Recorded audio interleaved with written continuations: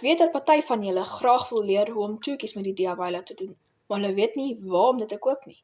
So vandag bespreek ek 'n paar plekke waar om diabylas te koop, die prys en die kwaliteit van die diabyla.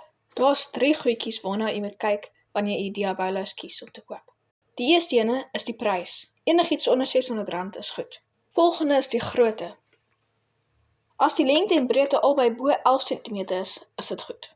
Die tipe diabyla speel ook 'n groot rol. 'n Mens kry fixed axle diabylas en bearing diabylas. Jy herken 'n bearing diabyla aan die swart en wit langs die as. Koop altyd 'n bearing diabyla. Fixed axle maak dat jy toetjies stadiger leer.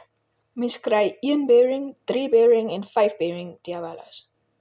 1 bearing is die slegste, maar nog steeds baie beter as fixed axle. Dan 3 bearing en 5 bearing is die beste. By Takealot het hulle hierdie 1 diabyla juggling set wat alles insluit. Tou, stokkies en diabyla.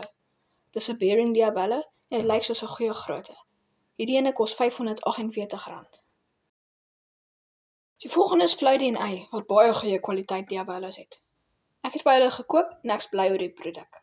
Ongelukkig moet 'n mens stokkies en diabylas apart koop. En dis dan redelik duur, maar die produk is perfek. Daar's 'n Fluity en Ei winkel in Vredekloof. Spyros Bros het 'n groot verskeidenheid diabylas en ek neem aan dat dit goeie kwaliteit is, omdat Spyros Bros professionele jugglers is. Maar kyk wat het ek toe gevind. Die shipping maak die prys amper 2 keer so duur. Natuurlik het Temu ook bearing diabylas. En kyk hoe goedkoop. R181. Maar kyk die twee ane in vergelyking met die diabylas. Die groot ene lyk nie regtig groot nie, dat die hand ook groter is. Ek weet nie of ek hulle kan vertrou nie.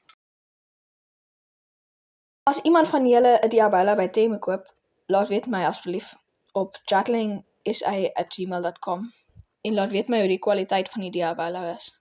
As jy nog enige vrae het of raad nodig het, vra vir ons op juggling.sa@gmail.com.